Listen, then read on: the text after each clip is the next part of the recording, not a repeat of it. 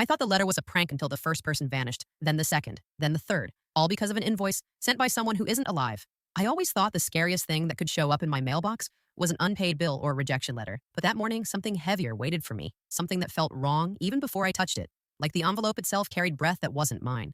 I had gone downstairs half awake, hair tied in a lazy knot, hoodie sleeves pulled over my hands. The usual broke artist morning routine, already expecting the usual stack of nothing important flyers, coupons, overdue notices. But then I saw it, a single white envelope placed in the middle of the box like someone wanted me to notice it instantly. No stamp, no return address, no handwriting. Just my name printed in a perfect serif font as if a machine had whispered it onto the paper. I stared for a long moment, then slid my thumb under the flap and pulled out a sheet of thick cream-colored paper, one that didn't bend easily, the kind used for wedding invitations or legal threats, the kind that makes your chest tighten before you even read it. At the top, in bold type, were two words, the invoice. My heartbeat felt louder than the hallway underneath was a list, item by item neatly numbered, stretching halfway down the page. Hot tea, offered by neighbor Mrs. Jane, winter 2011, free paint set, gifted by college roommate, Asha, birthday, 2014. 1 month rent, paid by ex-boyfriend Karan after accident, 2017. Grocery bags carried upstairs by stranger Patel. Grocery store 2019 emergency taxi paid by coworker Nina late night shift, 2021. Line after line, every small kindness, every forgotten moment, every memory I barely held onto, written with impossible accuracy like someone had archived my life while I wasn't looking. At the bottom in bold red ink, total owed payment due in 30 days. My first instinct was to laugh because it was ridiculous. Absolutely absurd. Who invoices kindness? Who even keeps track of these things? And what exactly was the payment supposed to be? Money, gratitude, apologies, my sanity. What? But something about the paper made it hard to laugh for long. The list was too detailed. Too intimate things. No one knew, except me. Private moments of weakness and failure and need, written down like I had been stealing from the world without noticing. I reread everything twice, then 3 times, feeling my throat tighten a little more each time, because the memories came back one after another. Faces, moments, emotions. Tiny things I had pushed to the back of my mind because that's what survival feels like, when you're broke and tired and drowning in unfinished canvases and overdue rent. But someone had remembered everything. Someone was keeping score. When I reached the last line of text, my breath stopped completely. Printed in small letters below the due date was a final note. Collector will make contact soon. My fingers shook as I lowered the paper because I didn't know if this was a warning or a threat, only that it felt like the beginning of something I wasn't ready for, something watching me from a place I couldn't see. What would you do if you received an invoice like this? Laugh it off or panic instantly? I kept the invoice on my kitchen table while I made coffee, pretending everything was normal, pretending I wasn't glancing at it every 2 seconds, like it might suddenly start breathing, because even though I told myself it was a joke, something about it dug under my skin like a splinter made of memory. By the time I sat down, the coffee tasted bitter and wrong, and my stomach felt tight, but I forced myself to look at the paper again, trying to find something, anything that proved a human wrote it. Maybe a smudge fingerprint watermark, but it was clean. Too clean, like it had been printed in a place untouched by people. I decided I'd throw it away because that was the most logical thing to do, and I didn't want this stupid letter sitting in my house collecting anxiety I didn't ask for, so I stood up, walked to the trash bin, crumpled the envelope, and dropped it in. The paper didn't crumple. It didn't bend at all. It fell into the trash bin, perfectly flat, like it refused to change shape. A chill crawled across my skin, but I ignored it, telling myself thick paper does that sometimes, right? I just didn't know the right technique to crush it. I left it there anyway. Around noon, I grabbed a scarf and headed downstairs, planning to walk to the store, buy fresh brushes, maybe try to convince myself life wasn't unraveling. And the moment I opened the building door, I saw her, Mrs. Jane, my old neighbor, the first name on the invoice list, the woman who always gave me hot tea during winter, the one who treated me like a granddaughter, even though we weren't related. But she didn't see me. She was staring into the air, her eyes glassy, like she was trying to remember something important but couldn't grasp it. And when I called her name, her head snapped in my direction, but something was missing recognition. She blinked at me as if I were a stranger walking by, then smiled politely and said, "Sorry, Beta, do I know you?" My heart dropped to my stomach. I tried to remind her who I was, the girl from upstairs, the one she gave tea to during that horrible winter when the heater broke, but she only frowned, trying so hard to recall something that wasn't there anymore. Like the kindness had been erased, like the memory had been paid for. I walked away shaken, trying not to cry, because I didn't want to believe a piece of paper could make someone forget me, but fear settled deep in my ribs anyway, heavy and sharp. When I pushed open my apartment door, I froze. The invoice was lying on the center of my table again, perfectly placed, perfectly smooth, just like before. The trash bin empty, like nothing had ever touched it. But this time, there was something new written at the bottom in red ink, the letters still glistening like they had just dried. Debt 1 collected. My throat closed and a cold wave washed through me because it wasn't a warning anymore, it was a countdown. And someone had just vanished from my life without dying, without leaving, just erased as if kindness itself had been taken back. Would you tell someone what's happening now, or keep it to yourself until you understand more? The moment I stepped back into my apartment, I felt it again. That presence. Like the walls were breathing with me, watching me. Judging me, I locked the door, slid the chain, then checked it twice, maybe 3 times. Because after today, after the stranger in the alley whispered my name, I didn't trust anything anymore. My phone buzzed. Unknown. "You shouldn't have gone near the old cafe." My stomach tightened. I had told no one, not even Mia. That cafe was where my nightmares always began. The same dream for weeks, pulling me back to a place I didn't remember ever visiting. "How do you know that?" I typed back with shaking fingers. No reply. A loud creak came from my bedroom. I froze. A chill ran down my spine as I stepped slowly toward the half-open door. My pulse was hammering like it wanted to escape my chest. I pushed the door open, empty. Then, my eyes caught it. On my pillow lay a single Polaroid photo, a picture of me, sleeping. I stumbled back, the room tilting.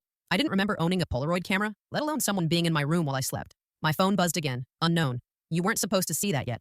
I felt the air leave my lungs. I tried calling Mia, no answer. Tried calling the police. My phone died instantly. Black screen, no warning, nothing. Like someone cut the power remotely. I grabbed my laptop, opened it, it flickered, then glitched. A black screen, then white text typed itself across it. You're remembering too fast. A cold metallic taste filled my mouth. What am I remembering? I whispered into the empty room. The cursor typed again. The truth. Before I could react, my apartment lights flickered violently, plunging me into momentary darkness. When they returned, I wasn't alone. A silhouette stood near the window, tall, still, like it had been standing there for a long time, waiting for me to notice. My breath hitched. Who are you? I managed to say. The figure didn't move, but something about him, the angle of his shoulders, the calmness, the familiarity, sent a jolt through my memory like an electric shock. I stepped back. He stepped forward, into the light. His face was blurred, like my mind refused to process it, like something inside me pushed the image away as soon as it formed. Don't strain yourself, he said, voice calm and disturbingly gentle. We're still fixing things. Fixing what? You, he replied simply. You broke your own mind. I'm here to put the pieces back before you hurt yourself again. My blood ran cold. I don't know you. His eyes softened. But you did. Before the accident, before the experiments, before you ran. My heart stopped. He took one more step. We don't want to erase you again, but if you keep digging. He leaned in slightly. We won't have a choice. I stumbled backward and grabbed my bag, running toward the door. He didn't chase me. He didn't have to, because his final words followed me out into the hallway. You can't run from what you are. What do you think the experiments were? And why is the mysterious man so desperate to stop her from remembering? I didn't stop running until I reached the stairwell. My hands were trembling so violently I almost missed the railing. Every breath burned in my chest, but stopping felt like death. Like if I paused even for a second, he'd be standing behind me again, whispering that calm, terrifying voice into my ear. I burst out of the building and into the freezing night. Cars rushed past. People walked by, laughing, talking, living their normal lives, completely unaware that my reality had cracked open like glass. I kept walking fast, unsure where to go. My mind replayed his words in a loop. You broke your own mind. We're fixing things. Before the experiments, before you ran. I didn't know what scared me more, that he believed it, or that a tiny part of me felt like he wasn't lying. My phone suddenly powered on by itself, screen glowing unnaturally bright. A message popped up instantly. Unknown. Don't trust anything you remember tonight. My pulse spiked. I turned the phone off. It turned itself back on. Another message appeared. Unknown. We're monitoring your vitals. You're in danger. No, I whispered. No, this can't be real. I needed Mia. She would believe me, or at least pretend to until I calmed down. I called her again. This time she picked up, but the voice on the other end wasn't hers. A distorted, static-filled male voice said, she's with us. I froze, every muscle locking. What did you do to her? I shouted. The voice crackled. She wanted answers too. Curiosity is contagious, you know. My knees weakened. For a second I thought I might collapse right there on the sidewalk. Then the call ended. The city lights flickered. Every building on the block dimmed for half a second, as if someone flipped a master switch. I backed into the shadows of a narrow alley, heart racing. A whisper-cutting breeze slid past my ear. Yo, you shouldn't have called her. I spun around. No one. But the feeling, the thick, heavy sensation of being hunted, was suffocating. I clutched my head, trying to force my memories into focus. If they wanted me to forget, there had to be something worth remembering. Then, a flash. Not a hallucination, not a dream, a memory. White walls, a metal table, cold restraints around my wrists, voices arguing behind a glass panel. She's rejecting the implant. She wasn't supposed to wake up during the calibration. She'll lose coherence, shut it down. And me, screaming, begging, breaking. The memory vanished as fast as it came, leaving me gasping. The alley lights buzzed, then went out completely. A single figure appeared at the end of the alley, the same man from my apartment. His voice echoed unnaturally, like multiple versions of him speaking at once. You're remembering, too quickly. I stepped back, shaking. What did you do to me? He didn't move closer. He didn't have to. His words struck harder than any step he could take. You volunteered. You begged us to make you forget the pain. And now, you're undoing everything we tried to save you from. My breath hitched. He continued, voice soft, almost broken.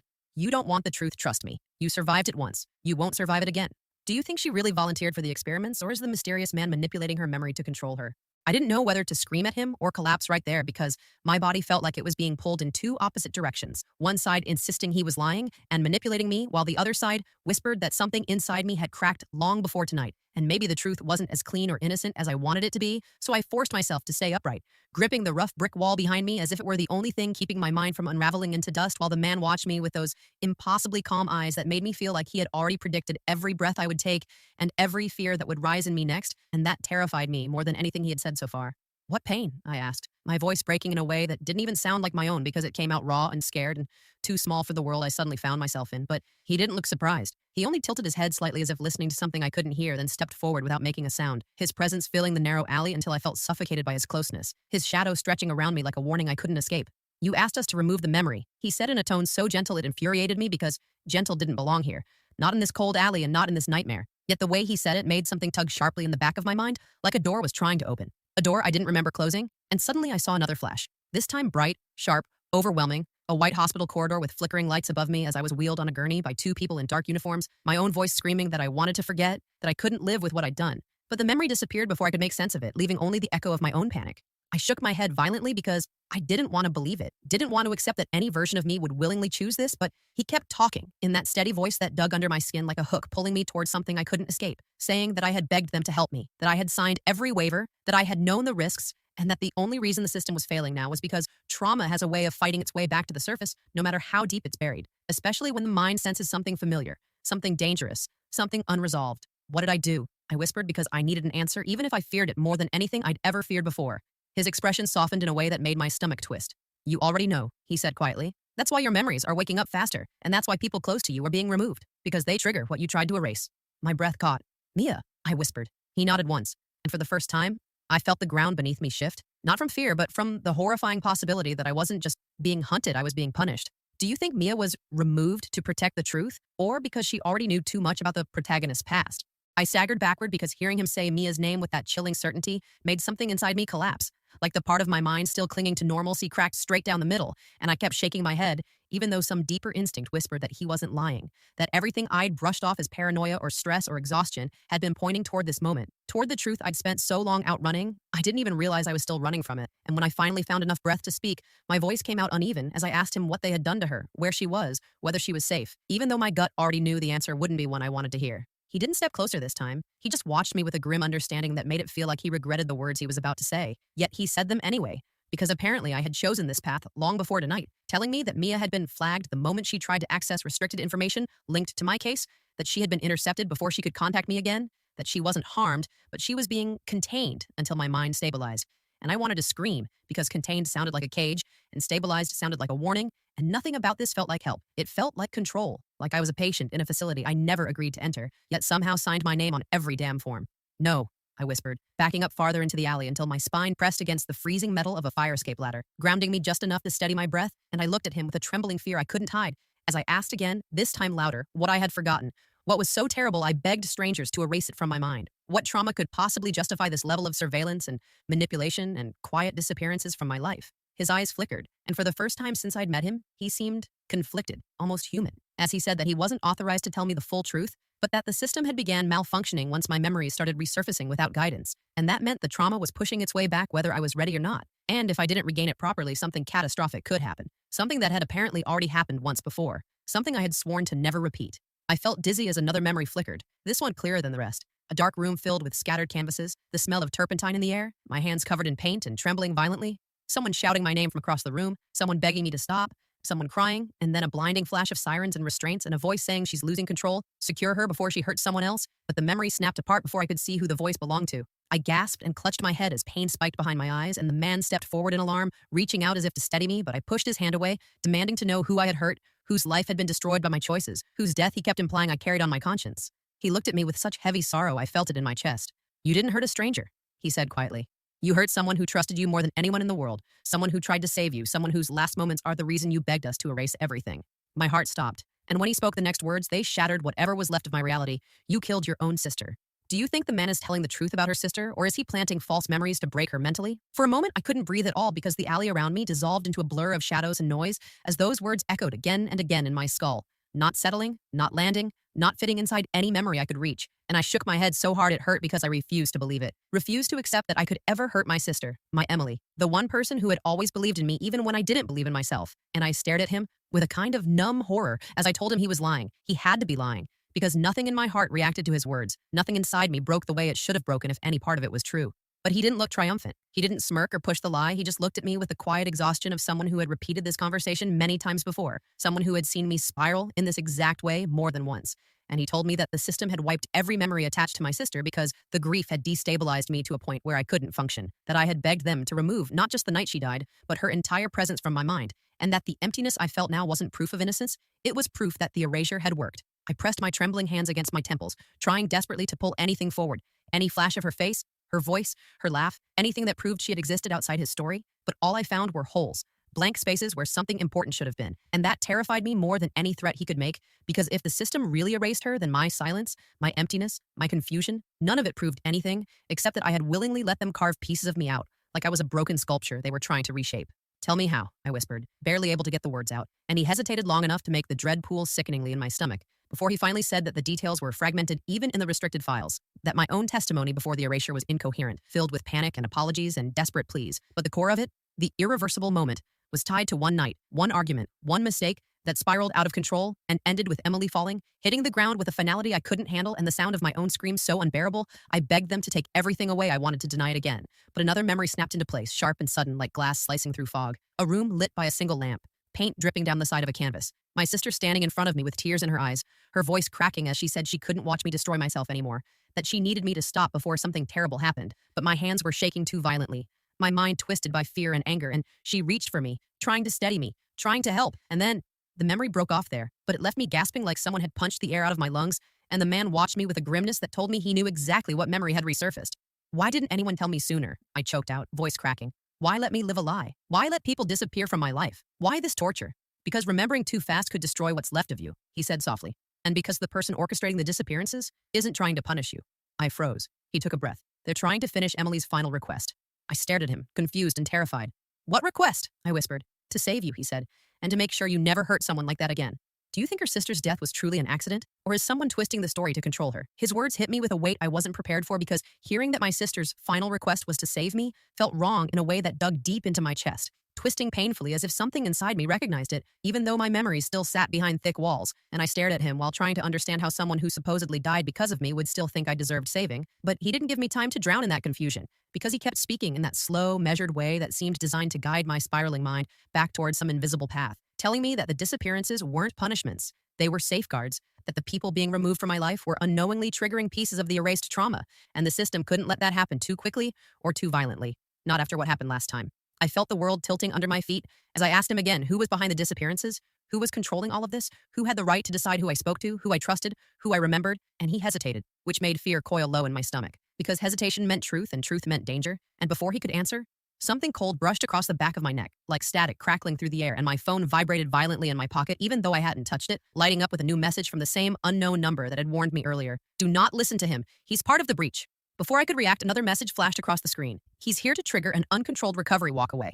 And then my screen glitched, pixelated, and showed a distorted reflection of my own face. Eyes wide, lips trembling, fear painted across my expression like a mask I didn't remember putting on. Before it abruptly turned black, I looked up at the man, breath coming in uneven waves, and he saw the fear shift into something sharper, something suspicious, and he immediately stepped toward me with a raised hand as if trying to keep me from bolting, saying my name with urgency, telling me not to let the messages manipulate me, that the collector was the one sending them, that the collector had been trying to override the system for months, that he was the one accelerating my destabilization. Who is the collector? I demanded, voice shaking so hard I barely recognized it, and he opened his mouth to answer but stopped, his eyes flicking upward toward the end of the alley as if sensing something. And suddenly the streetlights blinked in rapid succession, a cascading flicker that raced down the block like a warning signal, and before I could even turn around, a figure stepped into view, slow, silent, their face hidden beneath a dark hood that masked every feature. The man in front of me stiffened in alarm, positioning himself slightly between me and the hooded figure, and in that moment I realized he was afraid, genuinely afraid, and something about that terrified me even more. The hooded figure stopped just inside the alley, not speaking, not moving, watching us with an unnerving stillness that made my skin crawl. And then a distorted voice, layered, synthetic, almost mechanical, echoed through the alley. Step away from her. The man shook his head firmly. She's not stable, he warned. If you force recovery now, you'll destroy the rest of her mind. The hooded figure tilted their head slowly. That's the point, they said. My stomach dropped. I pressed back against the wall, my voice barely a whisper. Who are you? The hooded figure lifted their hand, revealing a thin metallic device glowing faintly at its center. And when they spoke again, their voice wasn't distorted anymore. It was calm, familiar, heartbreakingly so. I'm the one you saved once, they said softly, and the one you let die. Who do you think the hooded collector really is? A survivor from her past? Or a recreated echo of her sister trying to finish what death couldn't? The moment I heard that voice, soft, familiar, threaded with a kind of quiet heartbreak that felt like it had lived somewhere inside my bones long before tonight, my entire body went still, because something in me recognized it even though my mind refused to attach a name. And I stared at the hooded figure with a trembling breath as the alley seemed to stretch and tighten around us, shrinking the world down to just 3 people and a truth I could feel, pressing against my skin like a storm waiting to break, and for a long moment none of us moved, not even the man trying to shield me because recognition had frozen the air itself. I don't understand, I whispered, but the hooded figure stepped closer, slow and deliberate, and as they moved, The shadows peeled back just enough for me to glimpse the curve of their jaw, the familiar tilt of their chin, the kind of subtle detail you don't notice about someone unless you once knew them deeply, loved them fiercely, or lost them painfully, and my breath caught because, even though the face was still mostly hidden, the outline was enough to make my heart twist sharply. You do understand, the figure said, voice softening. Your mind erased the memories, but your body still remembers me. It still reacts to me. The man beside me took a step forward, tension rippling through him. Stop, he warned. She's not ready. But the figure ignored him entirely, their focus fixed on me as if he didn't exist, and the way they spoke, calm, steady, heartbreakingly patient, made it feel like they had been waiting a long time for this moment, maybe longer than I could comprehend.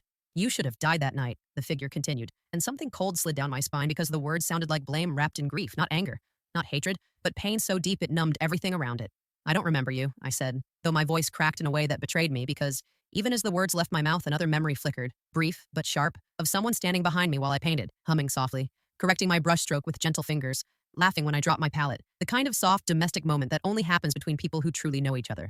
The figure smiled faintly, but it wasn't a happy smile. That's because you asked them to take me away, they said, every piece of me. I shook my head, tears forming, dripping warm down my cheeks. I wouldn't, I whispered. I wouldn't erase someone I loved. You would, they said gently, and you did. The man beside me spoke quickly now, urgency bleeding through every word as he tried to pull me back from the spiral he clearly saw forming. She's still unstable, he said. If you reveal yourself now, the hooded figure raised the glowing device in their hand, silencing him. She deserves the truth, they said. Not the sedation, not the lies, not the rewritten life you built for her. I looked between them, panic rising like water in my lungs. What truth? I begged. Please, just tell me what's real. The hooded figure stepped closer until they were only a few feet away, and then, slowly, almost tenderly, they lifted their hand and pushed the hood back, and everything in me shattered. Because the face beneath the hood was a face I'd forgotten so completely that seeing it now hit me like the world tilting sideways. Soft eyes, familiar freckles, a small scar I once traced with my fingertip without thinking, and with a rushing flood of memory that slammed into me so violently I gasped aloud. I finally remembered her. My sister, Emily, alive, standing in front of me but changed, sharper, colder, shaped by something that wasn't life at all. You died, I whispered, shaking violently. I saw you die. She nodded once. I did, she said. Then how? I choked. Her expression darkened. I came back, she said softly, but not the way you think. Now that Emily has revealed herself, do you think she returned through technology, memory reconstruction, or something much darker? I didn't sleep after the 9th letter because something inside me already understood that the final day would not arrive quietly, and as the clock crawled toward midnight, the entire apartment felt like it was holding its breath, the walls tightening, the lights flickering, the air turning colder and thinner until it felt like I was inhaling the memory of someone who no longer existed. And I kept replaying every name on the invoice, every disappearing voice, every kindness I had taken without thinking, and the one name that cut deeper than the rest.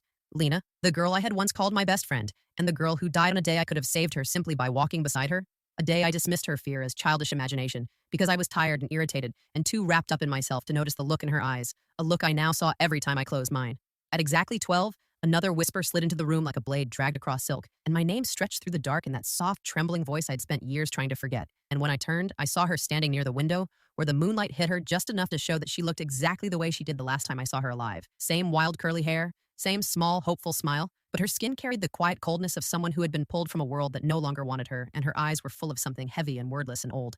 You owe me, she said, and the words weren't angry or sharp. They were tired, resigned, almost sad, as if she didn't want to be here anymore than I wanted to face her, and I felt my entire body shake because the truth was I did owe her. Time, attention, safety, friendship, love, and I had repaid her with nothing but abandonment. I whispered, tell me what you want. Expecting punishment, expecting the ground to split open beneath me, expecting the debt to be collected in the most brutal way possible, but she stepped closer, and for the first time I saw the flicker of warmth in her face that hadn't belonged to a ghost but to the girl who once linked arms with me on the way to school. I want the moment you never gave me, she said, the kindness I needed that day. So I closed my eyes and whispered the apology I should have said years ago, a soft trembling, I'm sorry, I'm so sorry, and I felt her hand on my cheek, warm and real and heartbreaking, and then the air lightened, the shadows loosened, the cold faded, and when I opened my eyes she was gone, leaving only the invoice on the floor with new words written across the bottom. Paid in full. Do you think forgiveness is something we earn or something we are given only once?